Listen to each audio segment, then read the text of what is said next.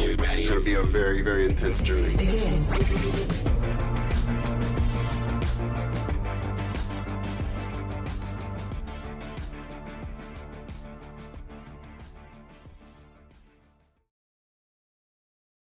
What's up, everybody, and welcome to episode 139 of Frame Skip.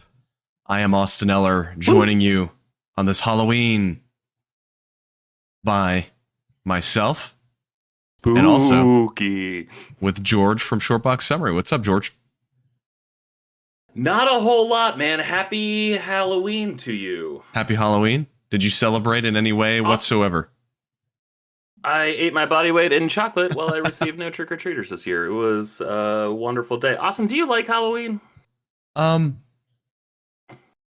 gotta be honest, I'm indifferent. Yeah, I like the idea of it, right? I don't like, disagree. Hey, one night a year, let's do spooky shit. Like, that's fun. That's exciting. But horror movies come out in March too, you know. Yeah. So what are we really doing? I don't know, George. It's weird because, you know, growing up, everybody was all about Halloween, you know, as children are. But it just never clicked with me as a holiday. Like, it just never really fully worked. I dressed up for a few years when I was a kid, like really young, probably like 7, 8. And that was about as far as I got. I never dressed up really like into my early teens or preteens or anything like that. So I don't know. I wish I had been more of like a Halloween person when I was younger. I wish I had those memories of like going out trick-or-treating, but frankly, I really don't. So I want to ask if your better half is more into Halloween, but it's 8:40 p.m. on Halloween night, and she's walking around in what I assume she's going to sleep in sports shorts and a t-shirt. So correct. I don't think she's all Halloweened up. So not today, but I think she cares more about Halloween than I do. But yeah, not today. Not today. So Bullfrog in the chat, not today. By the way, he is watching us. Thanks for joining. He says in Australia, Halloween is not a big thing. So I know he lives. But you guys down also Australia gets mad respect from me for one reason. A lot of reasons. I like a lot about Australia. I like a lot of people I know from Australia. They say the C word, and that's always really fun, especially when they say it non-aggressively. I think that's great. But like on their voting day, I believe it's a national holiday, and it's also a free sausage day, where you get a free sausage for going out to vote. Man, I could get behind that. I think that's great. Yeah, like how there's so many things that feel American that America doesn't do, and it's pretty BS when you look at it. Like a free sausage, free hot dog. Tell me that it doesn't sound American as shit, Austin. It does. It does. I would absolutely love that. We don't do it. Yeah. So what about you, George? So is it Tuesday in November? Yes. What's Halloween like for you? Have you been a Halloween person? I loved Halloween so much as a kid. I liked the idea of scary stuff, and I always dressed up as Batman, which really meant in first, second, third grade, I just wore my pajamas to school because I slept in like a Batman t-shirt and black pants. And so it was just cool that I got to wear a cape. I wasn't allowed to sleep with a cape because my dad was always like, what if you choke yourself in the middle of the night? I'm like, yeah, that's smart. But I got to wear the cape to school. That was always exciting. And Michael Keaton is my Batman because Batman Returns was an extremely important movie to young George. In the past couple years, I've gotten pretty lazy about it. I got to be honest. When I was in San Francisco, I remember getting invited to a Halloween party and panicking because I didn't have a costume. So I wore a black shirt and I made the letter I, and I bought some pads, like some women's feminine product pads. And I just like stuck those to myself, and I went as an iPad. I was like, I didn't even understand what you were going with there at first. There was a Walgreens right next to the bus stop. I had to be on the bus for like 40 minutes to get to this party. I should have taken a Lyft. I feel like I didn't really take advantage of Lyft before it became expensive. Back, it was like $4.80 to get across the city. I'm like, oh man, that's a little too rich for my blood. I'll just take the bus for $1.75. I fucked up. I should have taken Lyft a lot more when I was younger. I did that this year. I went to a bar for Halloween, a bar that I'm hosting pub trivia at tomorrow. I'm very excited. New gig. And I went for their costume contest, and I went as Wayne from Wayne's World. I just Okay. wore a black shirt and I wore Converse and blue jeans. Right. And I had the hat. I printed out the logo, put the logo on the hat. And my girlfriend went as Garth. She just wore my old like MTV shirt, Nice. and she had flannel shirt, and she like did some selective crimping in her hair and kind of teased her hair out to make it like big and poofy. And we didn't win the costume contest, which I think is bullshit, but whatever. No, I don't like Halloween. I don't like how much effort it costs. I don't like who people become on Halloween. Like I don't like just that people terrible get people. really upset. Yeah, well, like they act like fucking monsters, where they're just like, "What do you mean you didn't get dressed up? This is the best day of the year." I'm like, "Really? Because you never fucking talk about Halloween ever." And it's either people like trying to come up with the most obscure pun costume they can, or people who just go to Walgreens like I did all those years ago and spend $6 on a fucking costume. And they're like, "Look at me, I committed." I'm like, "Oh, whoa, Ghostface from Scream? How'd you think of that, my guy?" Like, it's such like a low effort, low reward holiday. I do like the idea though of like a punch bowl that has like dry ice in it, so it looks a little spooky. You know, it's got like I can get behind that. fog around it. I like that. Do you like horror movies? I wonder if we're on the same page on this, George. I'm not a big fan of horror movies. I don't know. Yeah, I don't like being scared either. That's why I'm actually really impressed that you're playing Alan Wake. So it's interesting because I love horror games, but horror movies have just never done it for me. I don't know why. It's not even that I don't like being scared. It's just I've never watched one that I've been like, man, that was a great movie. And maybe it's just a personal problem. I don't know. Maybe it's just not my taste. I'm not sure. But there's something about them that has never clicked for me. And again, maybe it goes hand in hand with Halloween. Maybe it's just, that's not my thing. Right. Can I ask a personal question? I'm going to put you on the spot and make you ask too much about your answer too much about your personal life. So I'm sorry. You feel free to ignore me. Do you have like a big group of friends you hang out with in Atlanta, or are you busy? Honestly, no, not really. Yeah. I mean, I've got a few friends, but no, not totally. I feel like the last time I really cared about horror movies was when it was a communal experience. Was when I got like 6 friends to go to a horror movie. Like I remember seeing The Ring 2 in theaters with friends, and like we had a blast. I remember seeing Shaun of the Dead. Not that that's like really a horror movie, but it's horror adjacent. Yeah, it's close enough. And like I make exceptions. Like if there's a new Alien movie, like I'm seeing that shit in theaters. You know, like I'm down for horror hyphen something, especially if it's attached to something I really care about.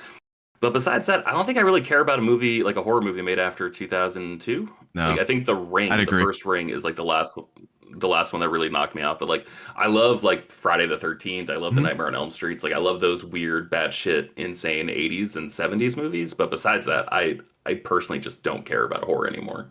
Yeah, I'm kind of on the same page. And again, I really don't know why that is.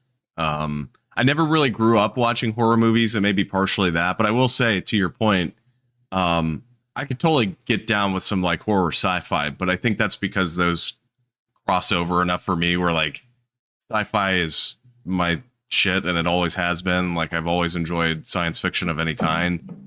And I think that is enough to pull me in. But aside from that, I don't know. It's never worked.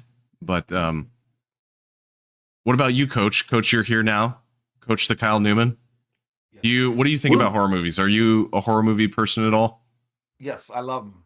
Okay. So this year I did a little bit more than normal. So at the beginning of the month, we went and saw Nun 2.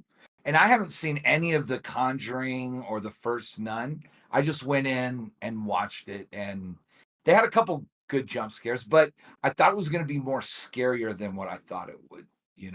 But it was still good. I had a good time.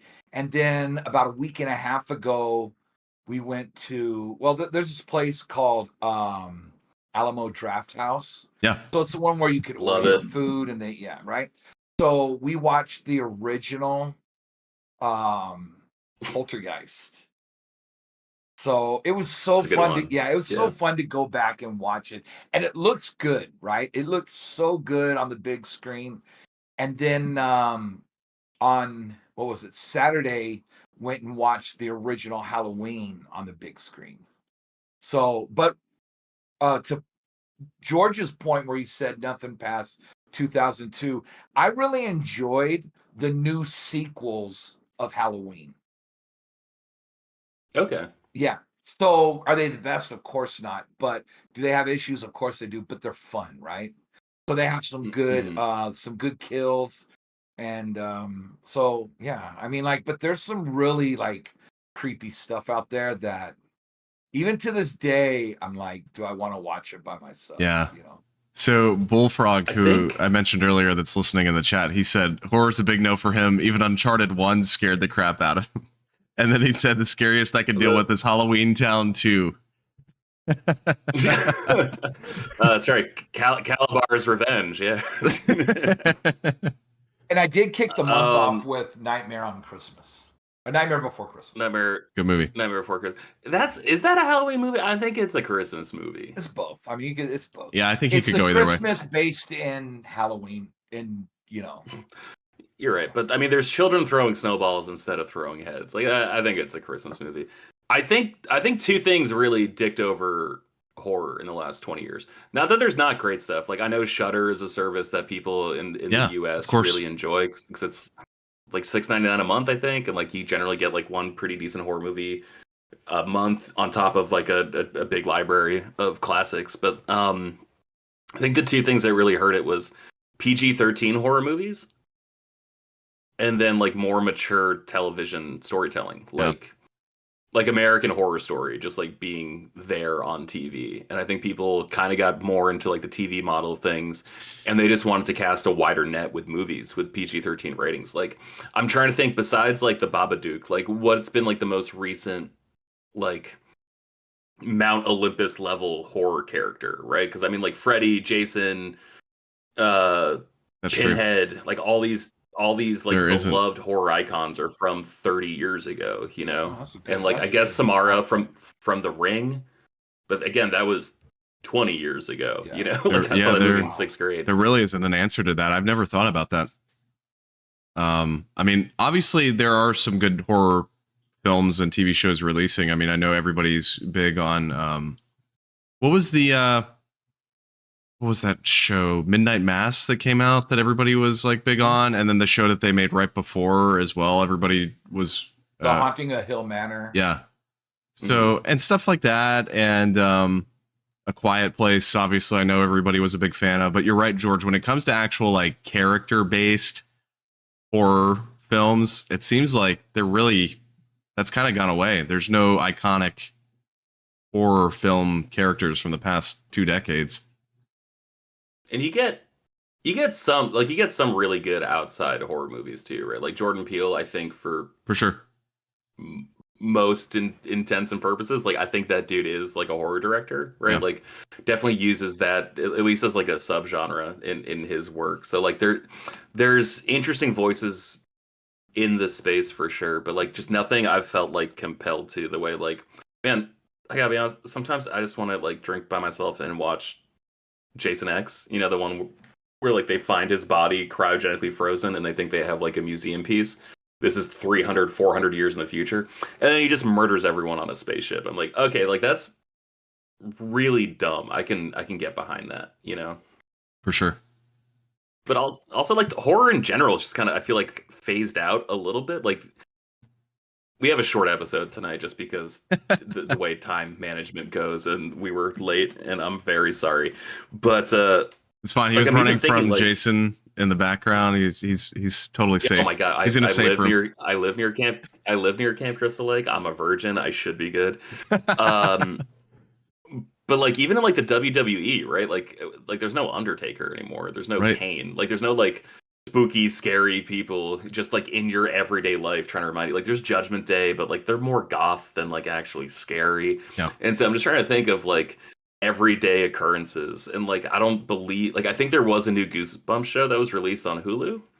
I tried watching it for about 20 minutes.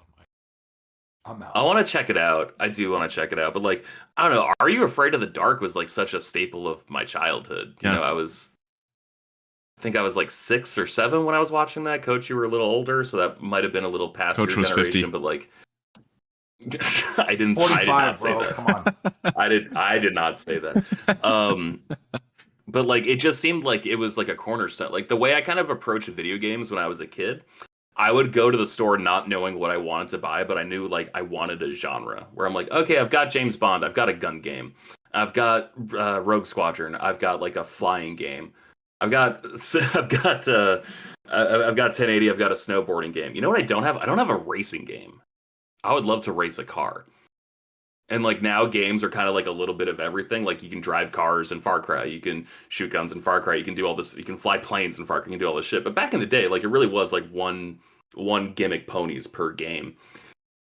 And it just felt like horror was like a gimmick. Like it was just like was like a foundational gimmick. It was like such a integral part of like the 90s where like everyone was trying to scare you in the 90s. And I wonder if it's like the internet has just kind of desensitized people to the point where like, oh no, we actually see horrendous, terrifying shit every day. So yeah. And so it's just like it's not as important. And like now you like the stuff you have to seek out has to be so in the deep end, you know? That is a good point. I remember go ahead. Oh, go ahead, Coach. Okay. I remember during the GameCube days when the week before the Resident Evil remake came out, the GameFAQ message board was like just everybody was talking about it. So I picked it up, and that was a scary game. Like even as a young adult me, that scared. That they had a lot of good jump scares in that game. Yeah. So I started to go more towards video games to get that horror that I don't get on TV, you know? And that's what we were talking about right before you joined. I am totally A-okay with horror video games. I can get down with those. I mean, I'd honestly say that horror games have gotten to a much stronger point than they were, you know, a decade ago. I think we're getting much more of them and very high quality for the majority of them, with stuff like, you know, Resident Evil 8 being the most recent Resident Evil game, mainline, and then of course the 4 remake were both phenomenal.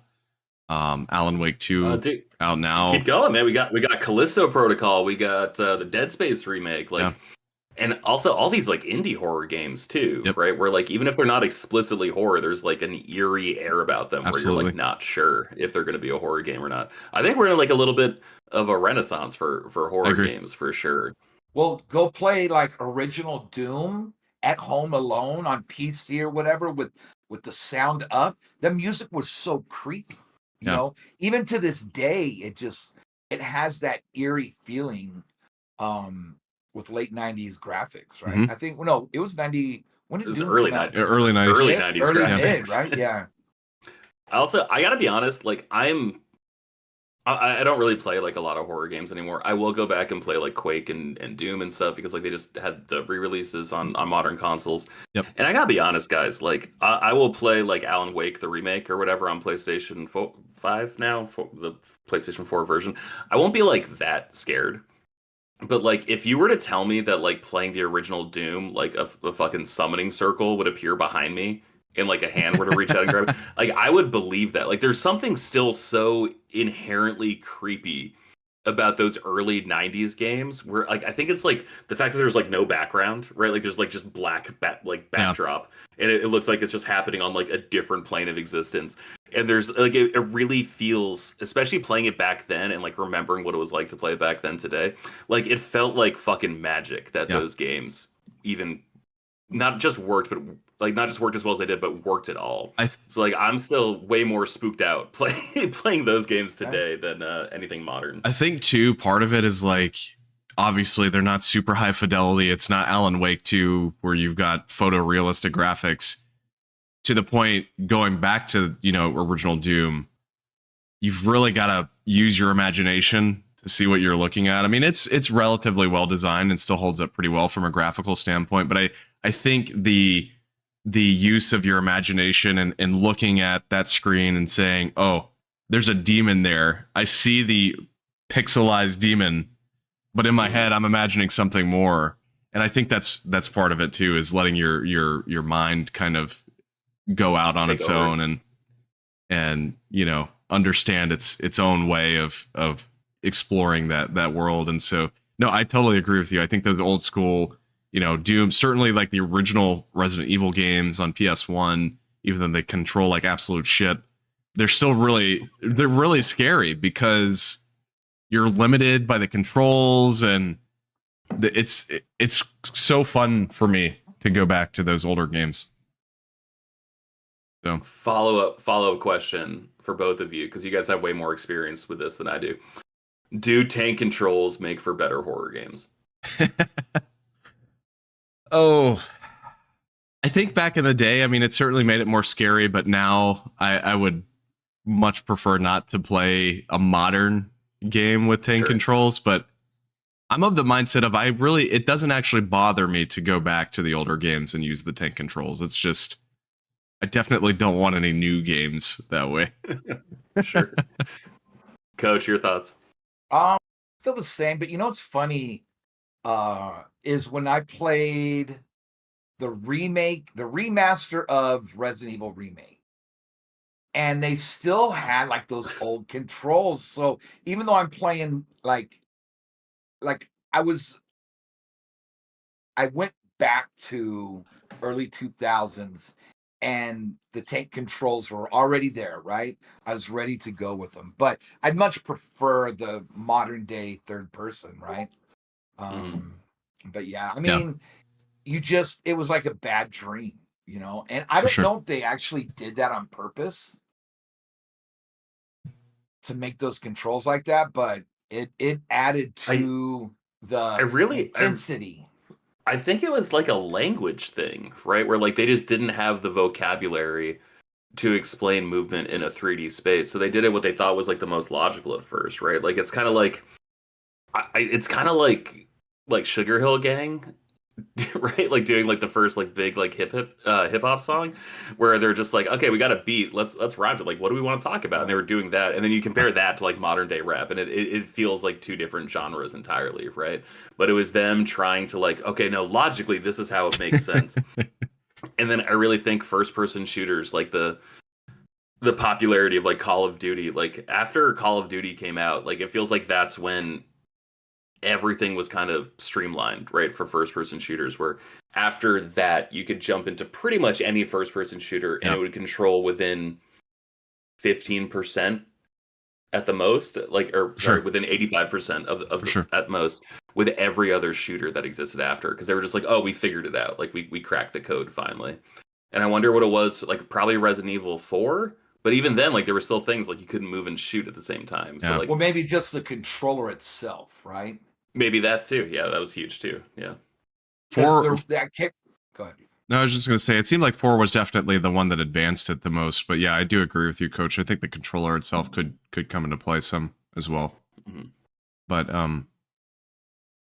yeah, I wanted to say quickly while we're talking about horror games, I normally I don't start with myself when I talk about what we've been up to, but just because it is topical, I did start Alan Wake 2. We kind of touched on that a little bit earlier, George and I, and I'm probably about 5 hours in, and I'll talk about Spider-Man a little bit here, because obviously last week I mentioned I was playing Spider-Man. We'll get to that in a little bit, because I know Coach is playing it. I don't know. Have you been playing Spider-Man at all, George? No, I lost that bet, so the only game I have to talk about is Far Cry. Coach and I will talk about that in a minute. But yeah, I've been focusing primarily on Alan Wake 2, and I've really been looking forward to that game for a long time. Alan Wake, I played, that was actually the first 360 game I played, and it is still, one of my favorite games from that generation, because it tells such a great story. And obviously 2 years ago, Seth and I played through Control almost at the same time, which is essentially a continuation of that universe that they created with Alan Wake. And I think Seth and I reached the same exact conclusion, that being Control legitimately, at least for me, is one of my top 5 games of all time now. That game is probably the best game I've played in 10 years. And just absolutely phenomenal. And so point being, I was really excited for Alan Wake 2, because it picks up, obviously, huge cliffhanger at the end of the first Alan Wake that was never resolved. And then it also continues from Control with this universe that they're starting to build, Remedy. And so game came out, and God, man, first off, it's a straight up horror game now, unlike the first Alan Wake, which was kind of more action based. you could probably say it was a horror game, but it was more of a third-person shooter, to be honest with you. This game is full on like Resident Evil style horror game, where you've even got like the inventory management, where you've got to organize your items and make sure that they fit properly. And what's up, George? How important are batteries to this experience? Pretty important.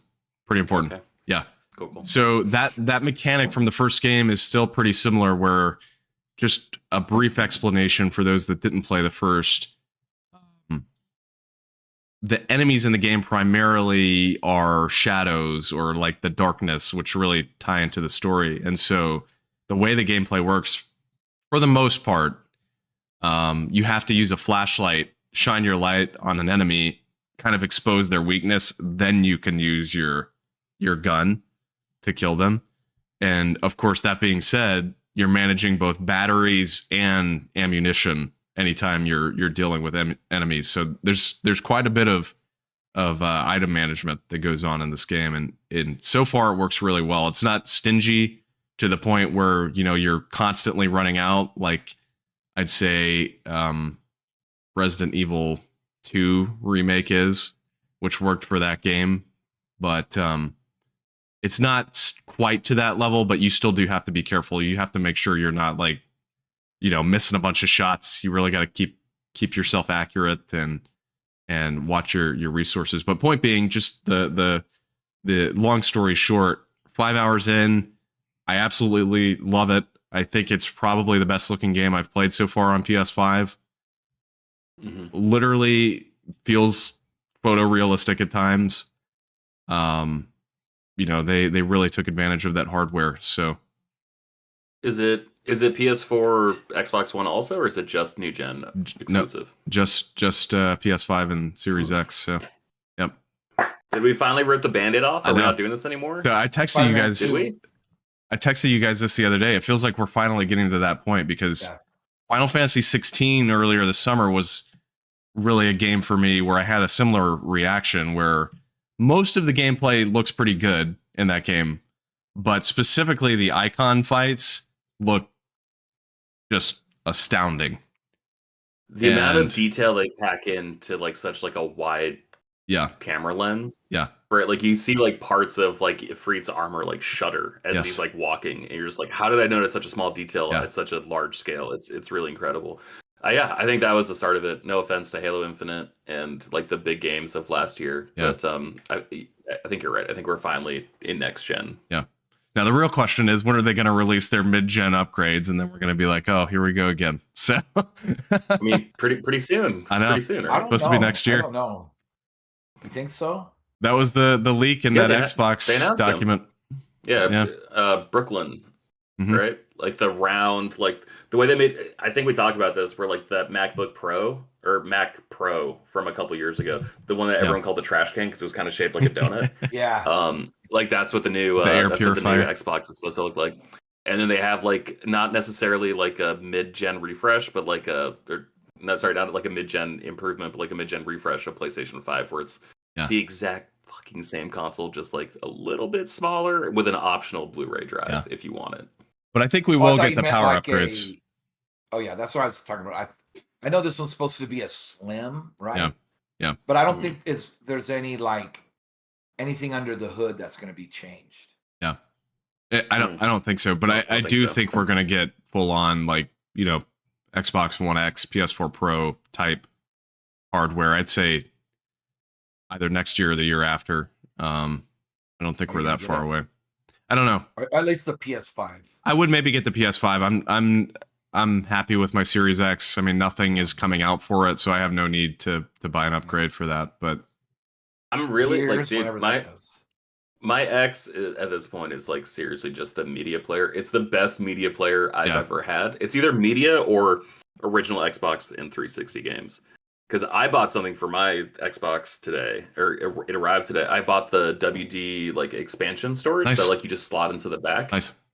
And man, it was super easy. I've upgraded the internal storage for now both my Xbox and my PlayStation 5. PlayStation 5 was super easy. I bought like a Samsung Drive like heatsink that you just like literally slot in, but you have to take off a panel and you have to screw it in. It takes all of 4.5 minutes, and I got like 2 extra terabytes, but this was literally just like it's like what Cortana's on in Yeah. Halo, right? Like the little chip in the back of Master Chief's head, and you just plug it into the back. And I checked my Xbox, and they're like, you now have like a terabyte extra storage. I'm like, cool. I'm going to download Call of Duty 3 for Xbox 360 so I can continue my marathon of the Call of Duty games.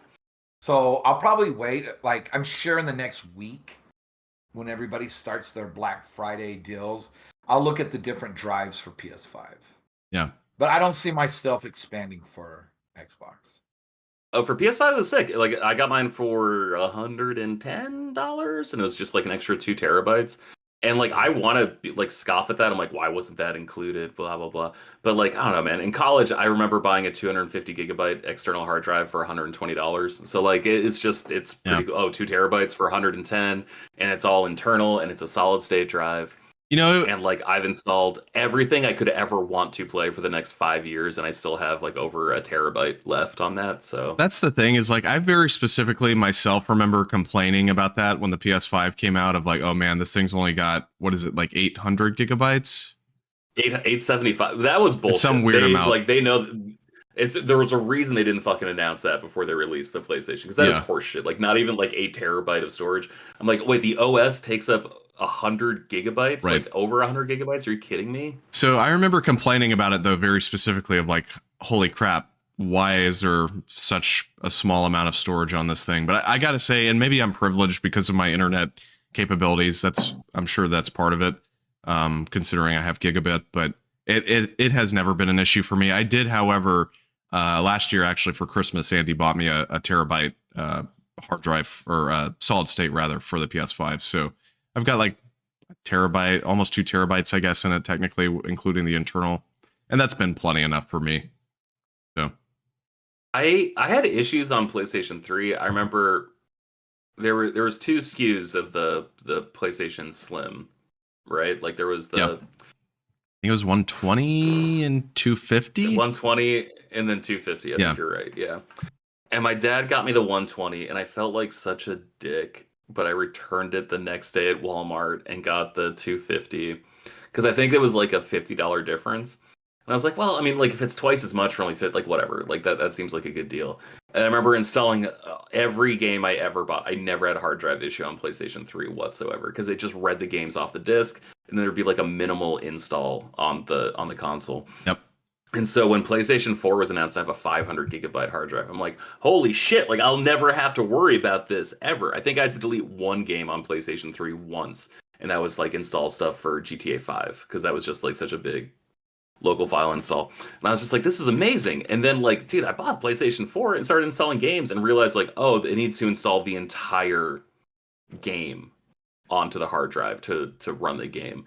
And I was like, oh no, it's like this hard drive that I thought was going to take care of me for the next 10 years, 15 years. No, it's actually, it's I can fit like 10 games maybe on it if I'm lucky. Yeah.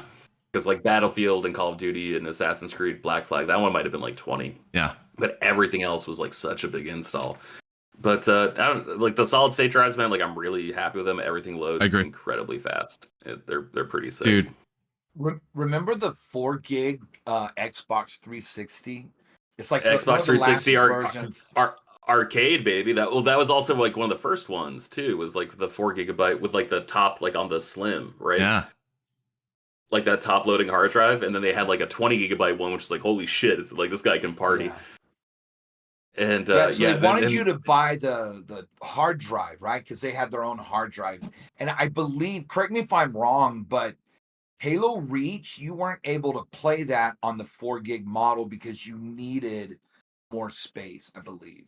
But I believe so. That Christmas, I think it was 2011, that Xbox Slim, that 4 gig model, that was selling hot. Like there was the $199 deal. I ended up getting it for $250.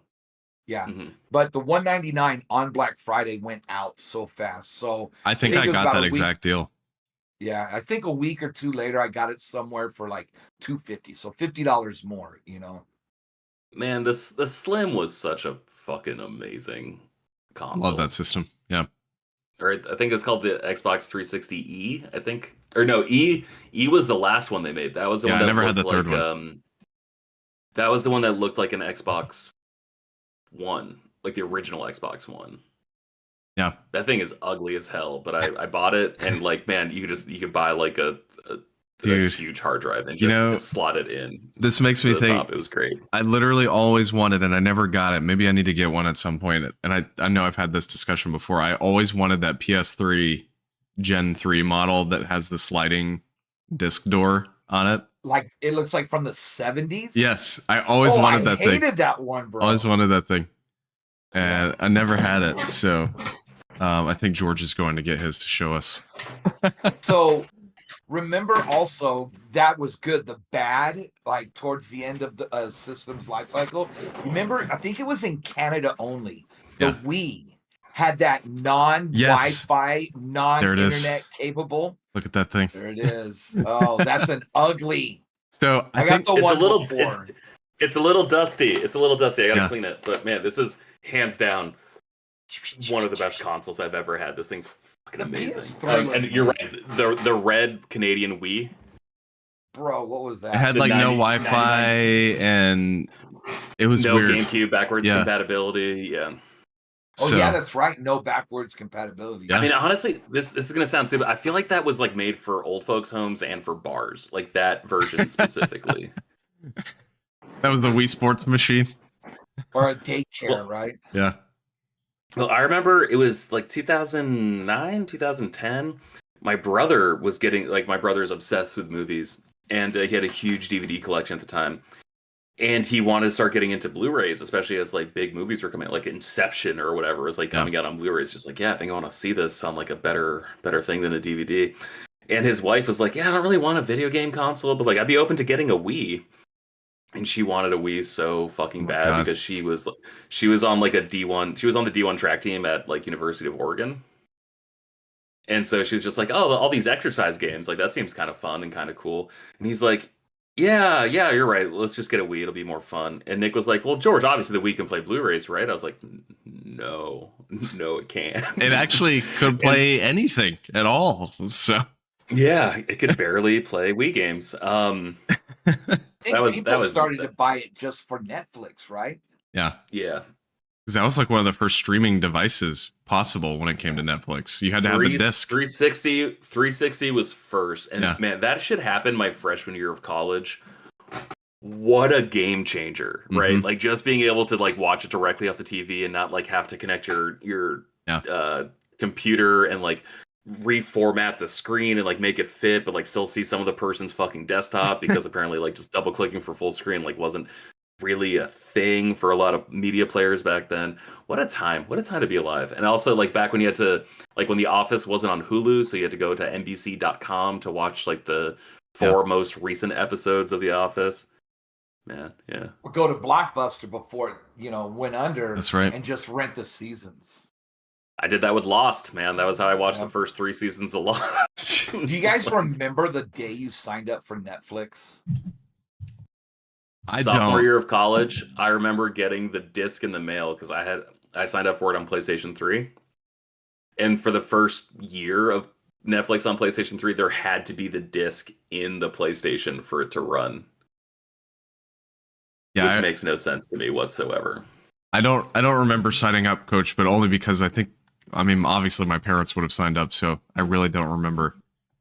Mm-hmm. But there was just think of the interface looked like some old school Netscape Navigator stuff, right? So and I remember that, but I was going to tell you, and I'm sure remember this, but the team that did Rogue Squadron was responsible for that Netflix disc on the Wii and the UI. And I think didn't they bring Hulu to the Switch? They did.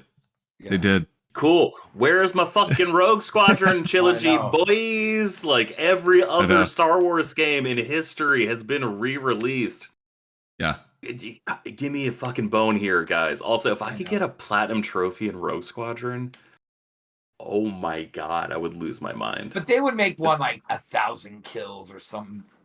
That's fine, man. That's fine. I'm fucking really good at that game still, so like that's fine. So take out 25 Star Destroyers. No problem. Yeah. I got this. That's a hard mission until you get to when you're the A-wing. The A-wing. That one's tough. Yeah, and there's also like think at the end of Rogue Squadron 2, it's like, okay, cool. Now take out 2 Star Destroyers, asshole. I'm like, oh, they don't make enough.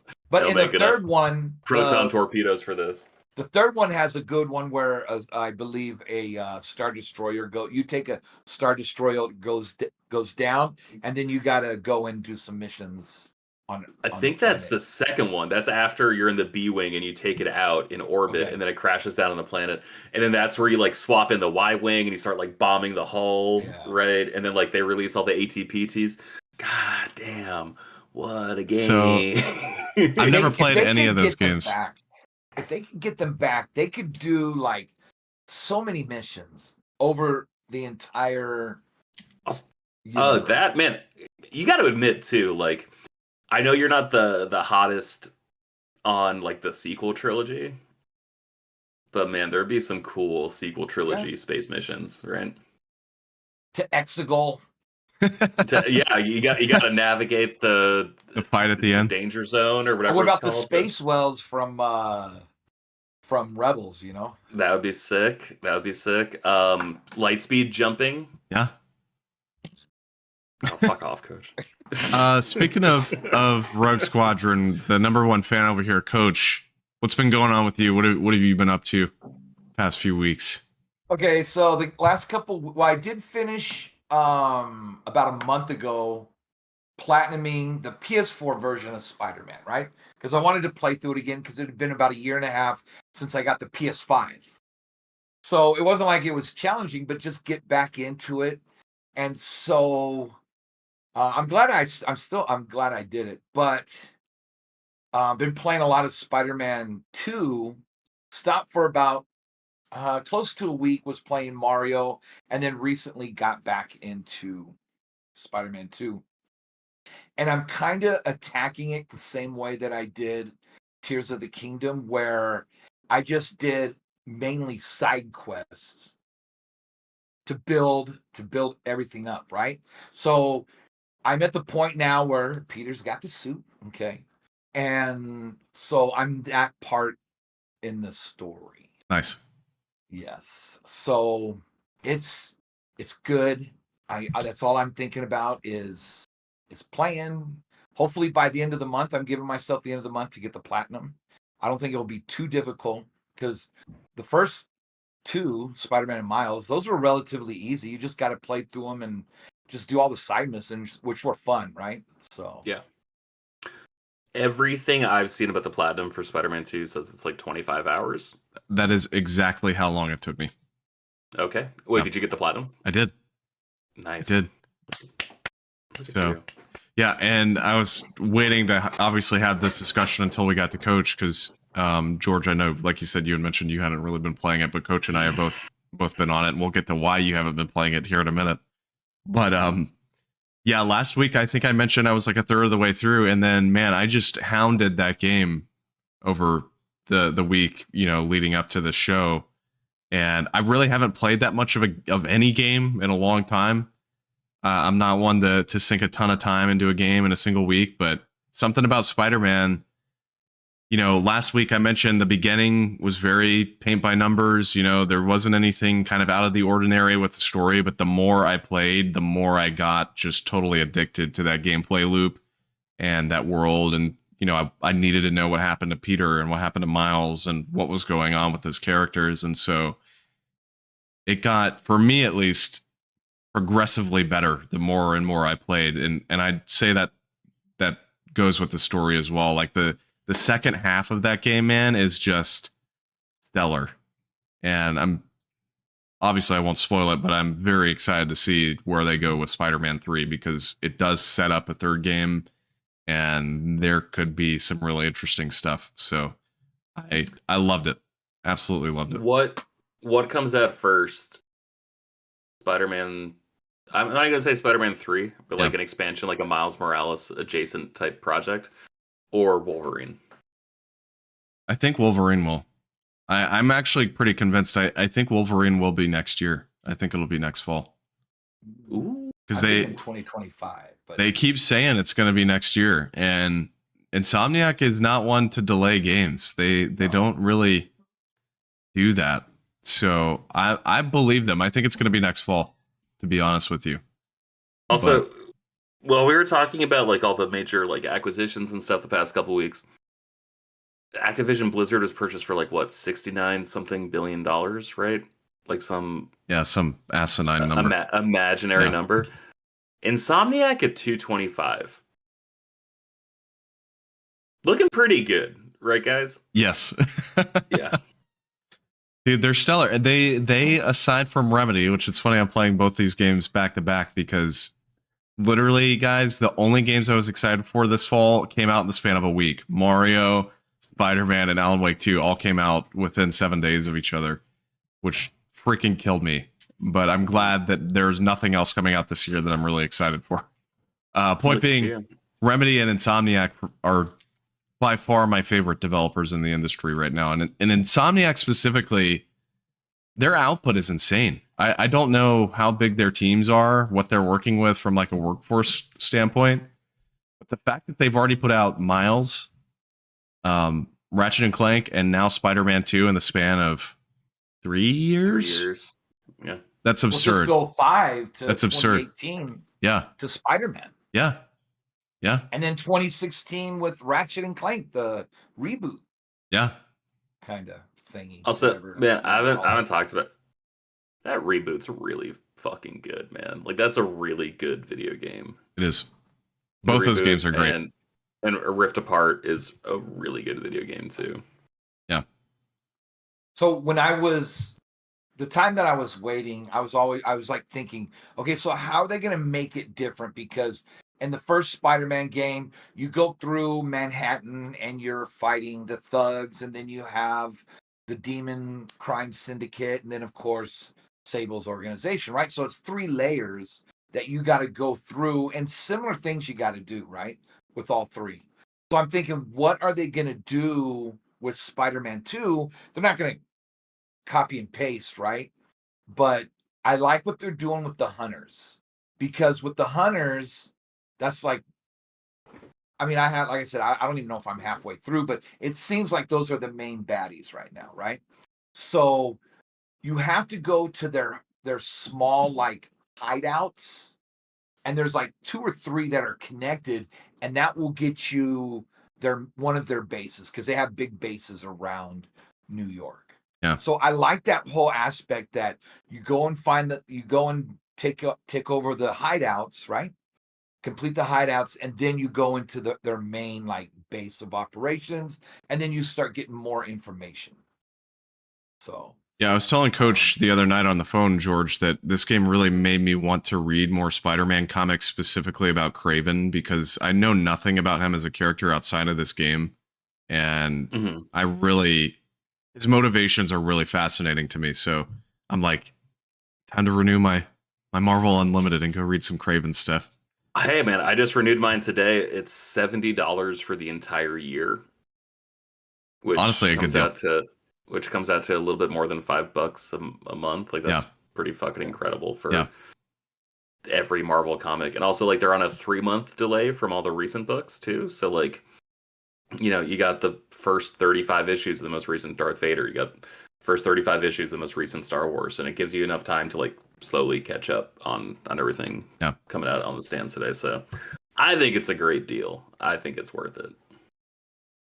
And some of my not complaints, but my disappointments with the game is the uniforms, like all the different uniforms, because in the first game they had a power associated with it, and it was fun to try out the different costumes or you know, his uniforms, so that way you can use those different powers. But this one, it's just cosmetic. It's cosmetic across the board, so it's just also whatever. In the first one, you could like take the powers from one costume and apply it to another costume, which was fucking genius. That was so smart.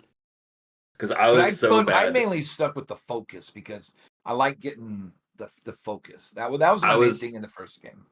I was so bad at taking on big groups of enemies. So there was like one like kind of like stun effect that would like come out from the center of your costume. I think it was like part of the Scarlet Spider costume. Yeah. Or like Ben Reilly's thing, where it would just be like a pulsating wave that would come out and like kind of like stun everyone. And so that was hands down my go-to power and like the thing I use the most. And also, I just thought he looked sick with that hoodie on. When you play the game, when you get to control Venom, ooh, I will say, you're gonna be. I want to say two things though before we move on from Spider-Man. If you guys are cool moving on from Spider-Man, for sure. Because I know Austin's got to wrap up soon. For sure. The two things I saw a spoiler from the game that has to do with the symbiotes. And I'm not mad. I'm really looking forward to it. And I can't believe they pulled from like such a recent story from the Venom comics. I'm very excited. I don't think know. Coach has gotten to it yet, but yeah, No. I don't want to say much, but man, just in general, the symbiote story, it was extraordinarily well executed. I'll let you know. Let's finish the zoo portion. Yeah. Remember the zoo? So I'm a little bit after that. That's the last big thing I've done. Yeah. All right, Austin, I will let you know which Venom comics to read on okay. on Marvel Thank you. Unlimited. Thank you. So you can figure that shit out. Hey, what's up, bro? Oh my God. Oh, He's at work? Look at that He's at hunk. work? In Are you wearing a polo? Officina. Did I interrupt the segment where you guys are talking about how much you missed me? Yeah, totally. Yeah, Lesser man. men have died. Okay, that's cool. That's great. I like your clipped-on radio. It makes you look like an EMT worker. Thanks, dude. I don't know. I was gonna have a fun quip for that, but I actually don't have anything. You could like lean over and Your be haircut like, looks good. guys, I need some backup. Yeah. No, I can't do that because they'll come running because I'm a lead. Guys, too much. There's too much paper. We need more people. Not enough. There's too much paper. Not enough people. Yep. This is interesting. This is like Undercover Boss, except we're not Seth's boss. I need crayons and butts stat for all this paper. Crayons and butts. We make both kinds of paper here. We make paper towel and toilet paper. Very nice. COVID was great. Amazing. Well, good to hear from you from work. What are you guys doing? How's the podcast? It's great. It's great. What do you think about Spider-Man 2? Have you played any more? Yeah, I fought that one. I didn't really play him. It was a cutscene in the church with Craven today, right before I came into work. Very good. And the thing I'm more interested in a brief note, what do you think about Alan Wake 2 so far? Oh, really great. Really great. Yeah. I think it's awesome. I haven't gotten too far. I think I just started the chapter where he first plays Alan Wake, but yeah, I think it's phenomenal. It looks great too, especially on my new TV. And yeah, the only thing is, like I told you in the text, is that I don't like the case board. I don't like how it controls, and I don't like having to go into it like all the time. Well, there you have it. You heard it here first. Yeah. Scared the shit out of me a few times too, dude, because they keep popping up the screen with that fucking that thing that, like, I don't know, dude. Nightingale. Yeah. When you're chasing Nightingale, the screen pops up. I'm like, oh. It's got that classic, like, what was that game, like the maze game in the early 2000s, where you'd like get through it and the screaming face would appear at the end online on the computer. It's got like that vibe to it, except you're just playing and then randomly, like, the screen will just flash something for like a second, and then you'll go back to what you're doing. And I don't think there's any like rhyme or reason to it. It just happens. So, yeah. It's great. But yeah, George, what you had a second question. I can't remember what you were going to ask. We were talking about the symbiote stuff. Oh yeah, I had 2 points. That was 1 point, and I cannot remember what my second point was. Thanks, Seth, for fucking nothing. Symbiote's pretty cool in Spider-Man. I think it's pretty neat. It is. So, well, George, I know obviously you've been playing a game that you are so excited to talk about. I mentioned last week or the last episode that I lost a bet when I was in Las Vegas, and I'm not allowed to platinum another game until I 100% Far Cry 6. Now, I would love to play Spider-Man, but unfortunately with the same person, we have a platinum trophy race going on where we're timing the difference between your first bronze trophy and the last trophy, the platinum trophy. Dude. So I can't start the game until I can platinum it. Otherwise, I will take longer than he will, and I will lose twice. And I don't like losing twice. I only like losing once in the bet. So I have been playing Far Cry 6. I've played 20 hours this week since the weekend, basically. And that game fucking sucks, man. Like, it's just like a bad game where it was just like, hey, what if we took everything you loved about Far Cry 3? I'm like, okay, yes, you have my interest. And they're like, cool. What if we dialed it up to 11 and didn't change that much, but made it so it took 20 hours to get through 2/3 of the story? I'm like, well, that actually doesn't sound like very much fun at all. They're like, cool. What if we also make it vaguely racist? Like, I'm not. It's supposed to be Yaren, which is like a stand-in for like Cuba, I guess. I'm not Cuban. I'm Chilean. It's a different type of Latino. But as a Latino, I'm like, do you guys have to do it like this? You know, like, I know I'm not from the West Indies or that part of the world. However, do you have to do it like this? I don't know, man. Like, headshots feel really fucking good in that game. That's about all the positives I can say about it. You do some fun, interesting stuff every 4 missions, maybe 4 to 6 missions. I think you do some interesting stuff. And I think I'm getting close to the platinum despite only having 7 or 8 trophies in it right now. Like, I think I set it up so like everything's gonna like domino and I can like knock out like 20 in like an hour. But man, it's just the Ubisoft mentality of like all their games becoming the same. I was waiting for Assassin's Creed Mirage to like go on sale for Black Friday. I was actually really looking forward to that game.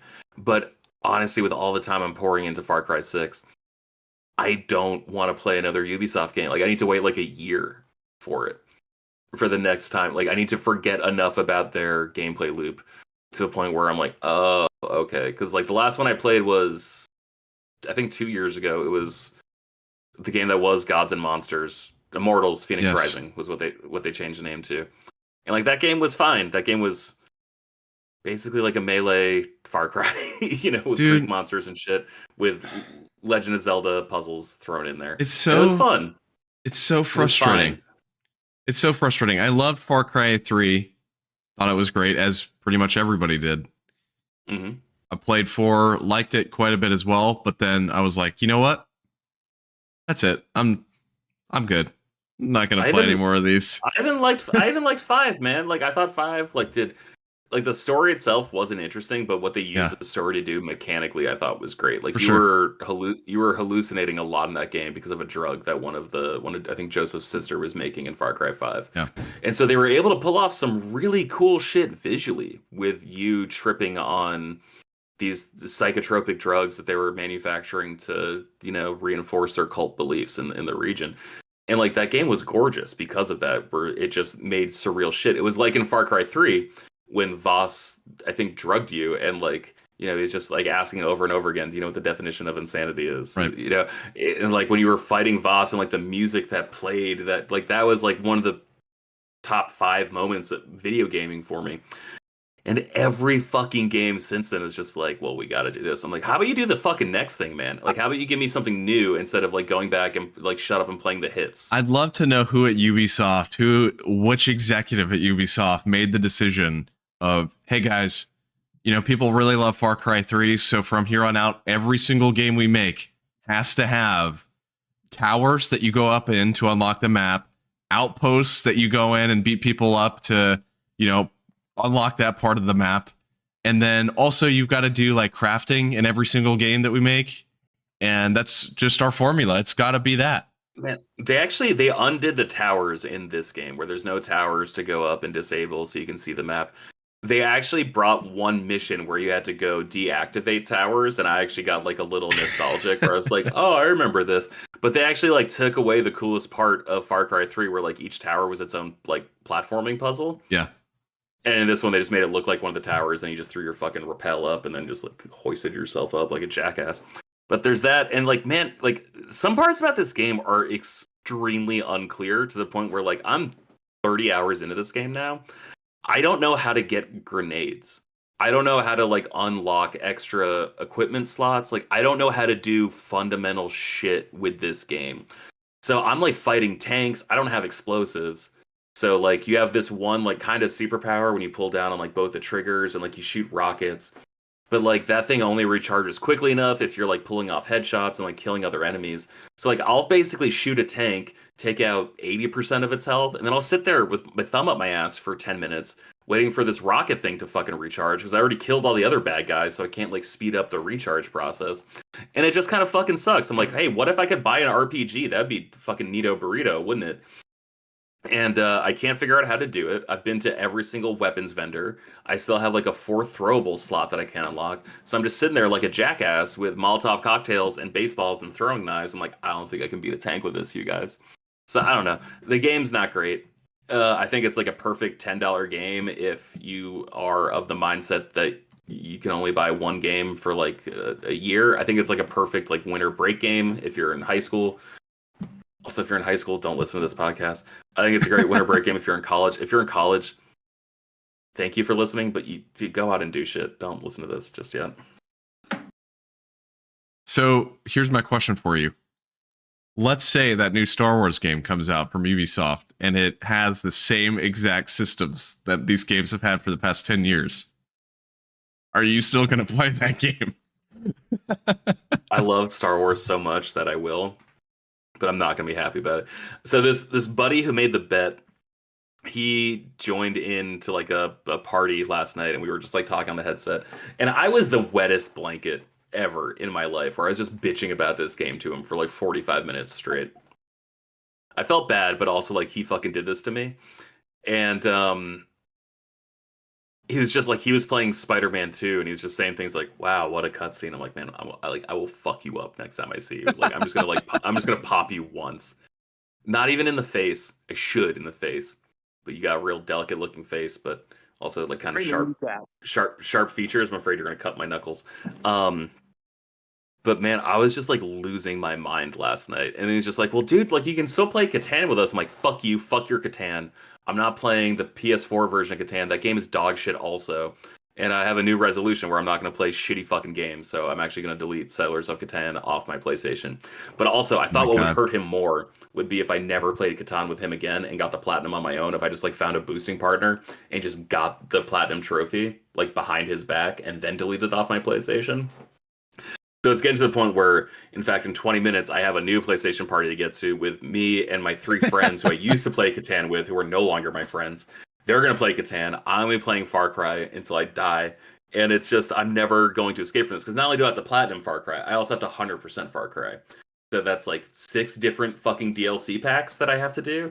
And I'm losing my mind. But I'm going to get that platinum. So I'm going to huck my PlayStation into the fucking ocean and never play PlayStation again and only deal with Xbox because I've decided achievements are better than trophies at this point. I think you need to go practice a little bit at bowling, I'd say, after this as well, George, just to make sure that this never happens again. Dude, my knee like imploded. Like did I reference this where I was just like, it felt like a grapefruit that got run over by a fucking truck. Like that was what my knee felt like.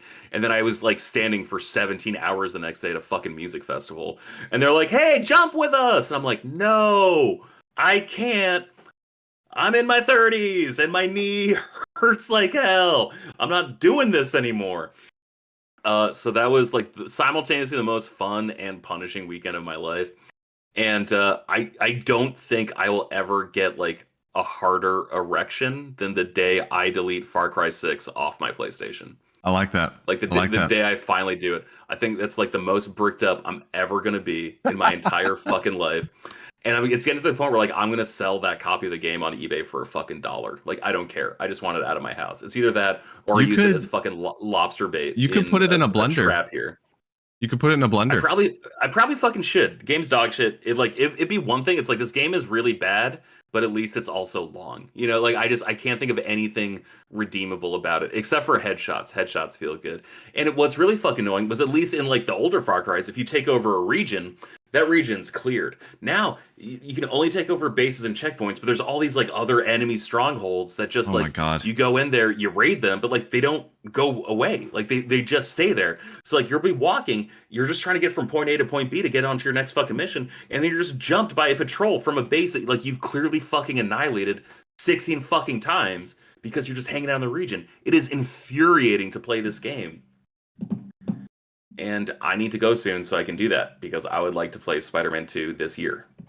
I have a question for you, George. Yeah, hit me. What's up, guy? Okay. When is Ubisoft going to make another Splinter Cell fucking game? Not soon enough. Bro. Not soon enough. I just saw that they're actually taking the servers offline for the 360 version of Conviction. And for like they're taking a whole bunch of old games multiplayer servers offline. So like Assassin's Creed Brotherhood, the 360 version's going offline. Splinter Cell Conviction 360, that's going offline. Ghost Recon Future Soldier PC is going offline. A whole bunch of these games, which like I don't know, like we need to have a discussion about like private server creation for these games because like it kind of sucks that like you bought this game under the guise of like this being a feature. And then it just no longer existing because they've decided that it doesn't make them enough money when really like it only made money because you bought it for that feature in theory. So like I don't know. I get it from their perspective, but also I think it's kind of like bullshit.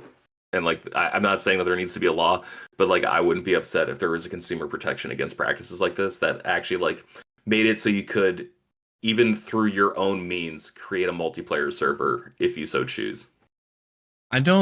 Just to go back to Splinter Cell as a concept though, I really don't understand why they have not attempted to make a new one because there is such a void in this industry right now when it comes to stealth games. It's like almost not a thing. The Metal Gear collection just released on PS5 and whatnot and is doing quite well from a sales perspective, which actually kind of surprised me. But I think it's because there are no other games out there that are doing the stealth thing. So, Blacklist was the last one, and that was 2013, 2014. Yeah. And did you guys see the comment from Insomniac about the Mary Jane missions in Spider-Man? yes. Where the guy's like, I don't give a fuck. Because people were complaining that she was OP. I just played that level, and let me tell you what. Mary Jane Watson solo Solid Snake. Austin, you gonna take that, bro? No, I'd actually agree with it. Because Seth, I don't think there was a reason for Peter or Miles to be in the game. I think it could have just been her own thing. Yeah. She could have handled herself. So, she takes out like an entire base. I'm like, holy shit. There are some missions, specifically in the last like hour of the game, where it's like, what the hell happened? Like, how is she this strong? I thought that was so funny. Yeah. So. All right. Cool. Well, all right, guys. We are 50 minutes past when Austin wanted to be done, so I'm sorry for dragging us on so long talking about Far Cry 6. It's fine. You'll be dragging along, I'm sure, for a while, George. So we'll have some more discussions on Far Cry 6. I am 100%ing that game, if not before next week, then before the week after. Do it, man. Like, I want to talk about Spider-Man with you. I want to talk about Spider-Man.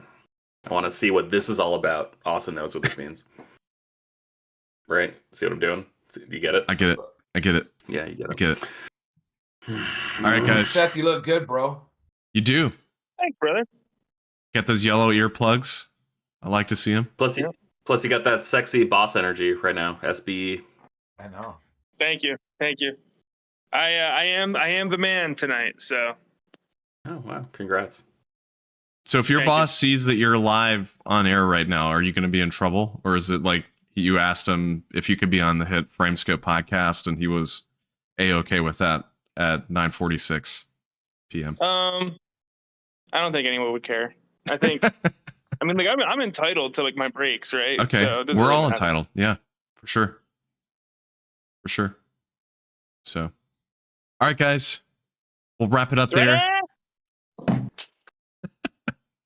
Thank you all for listening, of course, to episode 139 of Frame Skip here. If you're watching live on YouTube, thank you so much. If you are not watching live on YouTube, don't forget that you can catch us as we record. Just go to bit.ly/frameskip live. That'll take you right to our YouTube channel. Subscribe, and it should notify you on your mobile device whenever we go live. So you can catch us. Thanks, Bullfrog. Thanks, Bullfrog. Thanks, Alden. And speaking of Alden, I've got 2 questions here. Yeah, he's here. Oh, let's do it, Whoop. bro. Speaking of Alden, we've got 2 questions here as we wrap up.